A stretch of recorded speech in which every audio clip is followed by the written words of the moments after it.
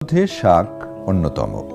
কম বেশি আমরা সবাই শাক খেতে ভালোবাসি। শাক রান্না করে অনেকে এর ঝোল স্যুপের মতো করে খায়। অনেকে আবার শাক ভাজি কিংবা মাছের সঙ্গে রান্না করেও খেতে পছন্দ করেন। তবে যেভাবেই খান না কেন, শাক শরীরের জন্য অনেক উপকারী। নিয়মিত শাক খেলে নানা ধরনের রোগ ব্যাধি দূর হয়, এতে শরীরও সুস্থ থাকে।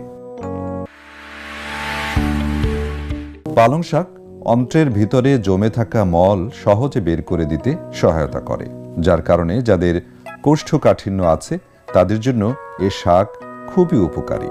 আবার পালং শাকের বীজ কৃমি ও মূত্রের রোগ নিরাময় করে। এর কচি পাতা ফুসফুস, কণ্ঠনালীর সমস্যা, শরীরের জ্বালা পোড়া সমস্যা দূর করতেও সাহায্য করে। পালং শাক জন্ডিসেও বিশেষ উপকারী। পোড়া ঘায়ে, ক্ষত স্থানে, ব্রণে বা কোথাও ব্যথায় কালচে হয়ে